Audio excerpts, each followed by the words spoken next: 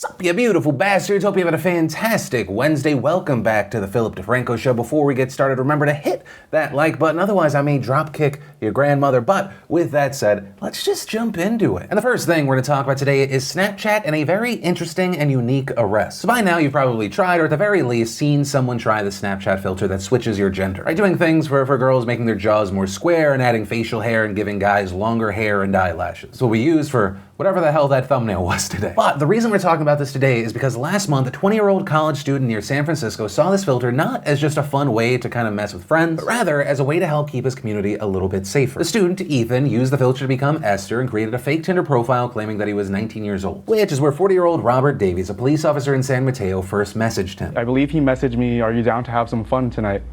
And I was like, and I decided to take advantage of it. He says the two switched from talking on Tinder to a different messenger app, which is where Esther revealed to Davies that she was actually only 16, not 19. And according to screenshots from the conversation, initially Rob said that her age might be an issue. But when asked if he was still down, Rob sent a shrug emoji and said, "You won't even send any pics of you." Ethan then said the conversation got explicit. They even moved over to Snapchat at Davies' request. And reportedly after 12 hours of talking, Ethan says that he took the screenshots of their conversation and sent them to Silicon Valley Crime Stoppers, which ultimately brought us to last Thursday, June 6, when the San Jose police arrested Davies. This for one count of communicating with a minor for the purpose of committing a felony. Now, as far as why Ethan did this, reportedly he said frustration was his motivation, explaining that he wanted to do more to identify predators after he learned that his female friend had been molested as a child. I was just looking to get someone.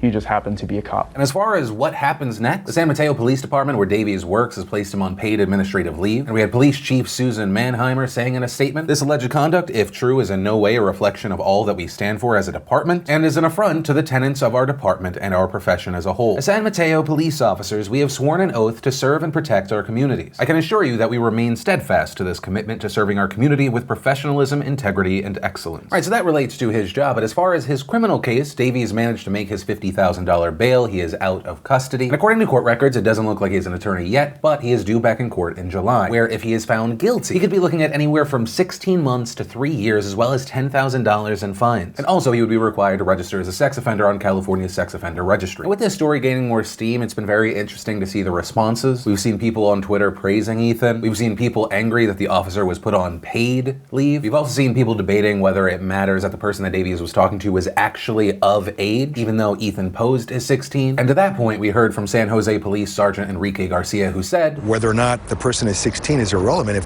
If the suspect believes that it's a 16-year-old girl on the other end, then the suspect should have terminated that conversation, specifically when it talks about engaging in sexual activity." Yeah, that's where we are with the story, and of course, I'd love to know your thoughts on this. And then let's talk about the big internet/business/privacy news around Dr. Disrespect, aka Guy B. And if you're unfamiliar with him, he's an incredibly popular video game streamer. He's kind of, his character is kind of like if 80s action movies turned into a person. But yeah, today we're not talking about him because of his awesome numbers. We're not talking about him because of past controversies. Today, we're talking about him because he is one of the largest personalities on Twitch, and he was just suspended/banned. And as far as why, of course, this week E3 is going on out here. A lot of gaming and entertainment personalities are doing a lot over at E3, and Dr. Disrespect decided that he was going to do an IRL stream, right? Instead of streaming gameplay, he'd be streaming himself going around E3. You know, think of it like a live vlog, which of course we've seen with other people can have some pitfalls here and there. And it appears at one point during this live stream at E3, his cameraman followed him into a bathroom, a public bathroom that other people were using. And if you actually scrub through the footage, it appears that there's a younger person at a urinal. Now, luckily, you don't end up seeing anyone's stuff, so that's good. And it looks like Guy wasn't even really thinking about it because he's even still addressing the camera while in the bathroom. Now, following this, you've seen a lot of headlines saying that he was banned. Most likely, this is just a suspension. As of recording this video, we haven't seen a public statement for Guy. We haven't seen specifics regarding this suspension/ban. Although it is now being reported that in addition to his Twitch channel being unavailable, his E3 badge has also been revoked. And as far as the general reaction to all of this, we've kind of seen people go into two camps. Some calling for Guy to get access to his channel back now. The likes of the immensely popular Tfue posting this picture with the caption, "Free Dr. Disrespect. Meanwhile, you had others saying that Twitch made the right call. Incredibly prominent streamer Ninja responding, it's a no-brainer. I love him, but when you break the rules, you get punished. It's that simple. Also responding to Tfue, Mr. Respectful would have never slipped up this hard. Also, I will say, I've seen some people criticize this move, saying that this is just censorship. Here's the thing, I have no feelings whatsoever about Guy Beam. It may have not been ill intent, but what he did was technically illegal. You cannot record or live stream other people in a public bathroom. He is so incredibly lucky that whoever was at that urinal didn't turn around, that you couldn't see anything, which is actually even luckier because according to some reports, the camera person went into the bathroom more than one time, because that would have been a whole different bag of horrible for him. And I mean that both for Twitch and legally. In Twitch's community guidelines, it specifically states when talking about content that is prohibited, sharing content that violates another's reasonable expectation of privacy, for example, streaming from a private space without permission. And legally, regarding California, Section 647J1 of the California Penal Code considers the following to be disorderly conduct. A person who looks through a hole or opening into or otherwise views by means of any instrumentality, including but not limited to a periscope. Wait, who's using a periscope? Okay, a periscope, telescope, binoculars, camera, motion picture camera, camcorder, or mobile phone, the interior of a bedroom, bathroom, changing room, fitting room, dressing room, or tanning booth, or the interior of any other area in which the occupant has a reasonable expectation of privacy, with the intent to invade the privacy of a person or persons inside. Also, there are some people out there saying that he did this to generate publicity. For me personally, I don't believe that. I think you'd have to be just batshit crazy to do it for that reason. That said, I can understand the mentality of someone thinking anyone would do that, especially for Dr. Disrespect, who last time he came back from a controversy just had a massive stream, like just incredibly successful, so I understand why people can have a cynicism about this sort of stuff. But yeah, that's where we are. If I was to guess anything, I think that the suspension would be pretty slight just given his size, but they still need to hold him accountable because he is so notable. But yeah. That's that, and of course I pass the question off to you. What are your thoughts around this? And from that, I want to share some stuff I love today, and today in Awesome brought to you by Squarespace. Whether you need a domain, a website, an online store, make it with Squarespace. Their templates make creating a powerful online identity even easier, and each template can also just be a starting point for a wide range of projects. Right, whether you're an entrepreneur, a small business owner, photographer, restaurant owner, blogger, musician, actors, fashion designers, whatever. And because you have nothing to install, patch, or upgrade ever, because it is intuitive, it is so extremely easy. You can just focus on what you're trying to showcase, what you're trying to sell, what you're trying to say. And so if you want to make a smart move like so many from the nation already have, you want to start your free trial today, just go to squarespace.com/Phil. And when you realize you love it, make sure you enter an offer code Phil to get 10% off your first purchase. And the first bit of awesome is a little bit of a shout out and request. Both my Rogue Rocket News YouTube channel, which is set to launch on the 1st of next month, and my kind of just very random second channel called DeFranco Does have around 94,000 subscribers. So if you're interested in getting more news from myself and the team, including the deep dives, as well as just kind of very fun, random whatever, just go to the description of this video, even while my stupid face is talking right now, and click the link for both or either of those channels. It'll ask if you want to subscribe, you hit yes, and you get set up to receive whatever version of the good you want. The one that helps you take a deeper look at our world, or the one that helps you escape it. Personally, I'd recommend both, but I'm very biased. Plus, worst case scenario, we get both those channels over 100,000, I get to start my new side business of selling 100,000 subscriber plaques. It's a win either way. Then Netflix gave us bloopers for Always Be My Maybe, which, if I can do a quickie review for the movie,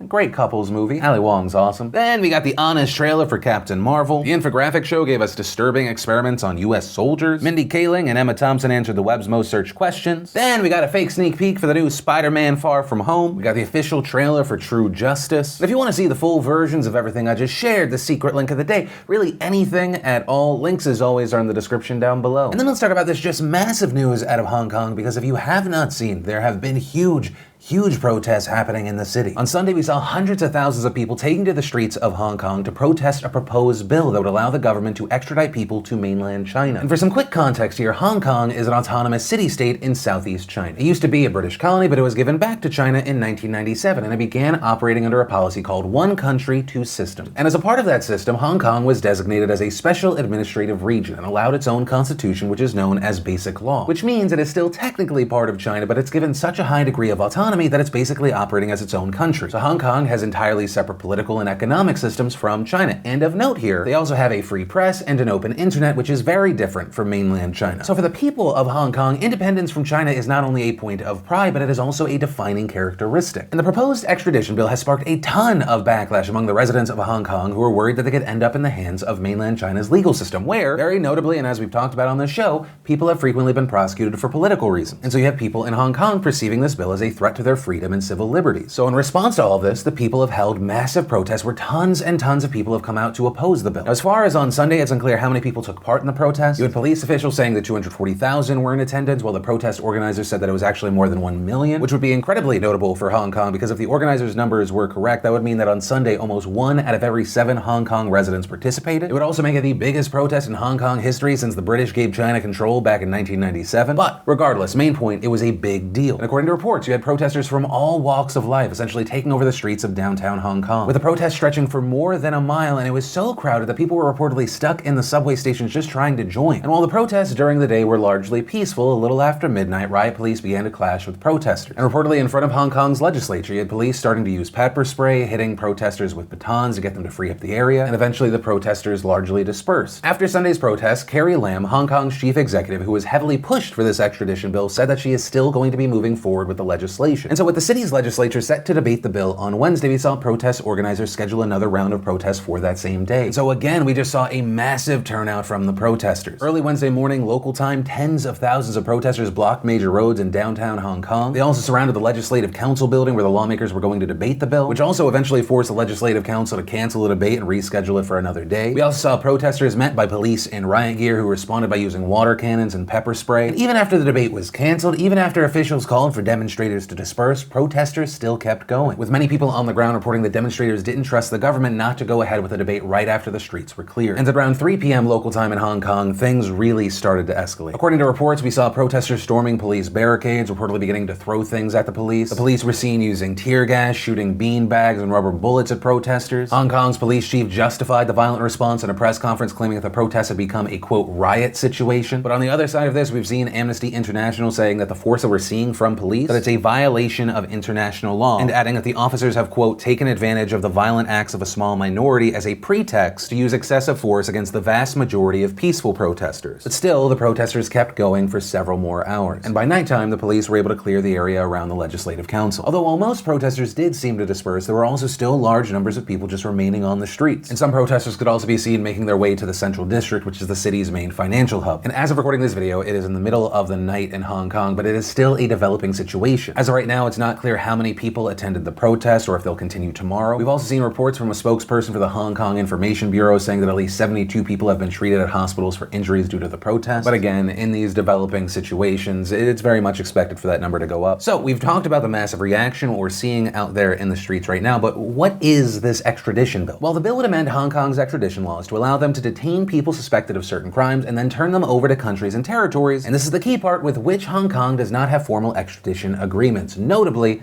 that includes China. And this bill was proposed back in March in order to resolve a case where a man from Hong Kong was accused of killing his girlfriend while on vacation in Taiwan last year. A man that is now back in Hong Kong, and even though he is accused of murder charges in Taiwan, he cannot currently be sent there to stand trial because Hong Kong and Taiwan do not have a formal extradition agreement. So Lam has said that this extradition bill is necessary to prosecute him, and she also argues that it will help the rule of law in Hong Kong and, quote, plug a loophole in the city's legal system. And as far as more specifics, reportedly the extradition bill would apply to 37 crimes, and it would only pertain to people accused of crimes that have penalties of 7 years or more in prison. But officials have also said that anyone facing the death penalty would not be extradited. Also, it said that all extradition cases will need to be approved by independent local judges. They would then pass it on to get approval from Hong Kong's chief executive, which is currently Lam, and after those 2 approvals, those suspects can be extradited. But because Hong Kong is technically subordinate to mainland China, critics of the bill say that they worry that it would be very difficult for the chief executive to reject an extradition request from her superiors. And because the chief executive has been a strong supporter of this bill herself, it seems unlikely that she would deny an extradition request at all. Critics also saying that the bill would basically allow anyone to just be picked up in Hong Kong and detained in mainland China, which means that the mainland could use the law to target political activists and dissidents, functionally legalizing abductions by mainland officials in Hong Kong, which has already been a thing that's been going on for a while now, right? Because mainland officials are usually not allowed to operate in Hong Kong, but they've been known to illegally abduct people that are working in bookstores that are just selling books that are critical of the mainland. And so people are worried that critics of the Chinese government will be the first to get targeted. And of note here, while the bill technically does not include extradition for political crimes, people are worried that China will just make make up other charges or they'll set someone up and then use that as the legal reason to take someone that's actually being taken for political reasons. And personally, I think that concern is a valid one. Over the last few years, mainland China has been steadily trying to exert more authority over Hong Kong by meddling in their internal affairs. And those efforts have significantly increased since Chinese President Xi took office in 2012. And since taking power, we've seen Xi tighten his control of his people using all sorts of methods to stifle his critics. And because Hong Kong has and allows a large community of pro-democracy activists and lawmakers, it is a clear target. And so that's why many, and I'm including myself here, this is part opinion, see this extradition law, see this change as another way to slowly chip away at Hong Kong's independence. And the thing is, the efforts have been working. Already, mainland-aligned government officials in Hong Kong have ousted opposition lawmakers and denied civilian demands for free election. And Lam's decision to press ahead is no different. It ends up being another example of a mainland-affiliated lawmaker pushing ahead with a policy that appears to be largely opposed by the people. Even Taiwan, which would have a trial for the man that Lam claims prompted the extradition bill in the first place, has said it will not comply with an extradition agreement because it is politically motivated. And Taiwanese officials have said that the authorities in Hong Kong have ignored 3 separate requests from Taiwan for the two governments to figure out an arrangement to deal with this murder case in hopes that it would bypass the need for this bill at all. But still, despite that, despite the violence we're seeing in the streets, Lam is determined to press on with this bill. During a television interview on Wednesday, Lam said, "It is very clear that this is no longer a peaceful assembly, but a public and organized riot. It is impossible that this is action that loves and protects Hong Kong." And earlier in a separate interview that same day, Lam reaffirmed her commitment to the bill, even comparing the protesters to spoiled children, saying, "I have never felt a guilty conscience over this." Continuing to draw a comparison, "I'm a mother too. I have 2 sons. If my son was stubborn and I spoiled him and tolerated his stubborn behavior every time, I would just be going along with him." That is a story as it stands now. Once again, remember, this is a developing situation. But yeah, right now, reports indicate that the Legislative Council will move ahead with rescheduling the debate for the bill. If and when they do have that debate, they still need to have a formal session before they vote on it. And as of now, it's been reported that if they do hold a vote, it will be later this month. And because right now, pro-Beijing lawmakers have 43 of the 70 seats in the legislature, it looks like the bill will most likely pass. As far as the U.S. response, last month we saw a group of bipartisan legislators in the U.S. sending a letter to Lam calling for the legislation to be withdrawn immediately, saying that they were concerned that it would negatively impact the relationship between the United States and Hong Kong. Also, President Trump today kind of gave I'll just read the quote, saying, "I hope it all works out for China and for Hong Kong. I understand the reason for the demonstration, but I'm sure they'll be able to work it out." So I'm not fully sure what that stance is, but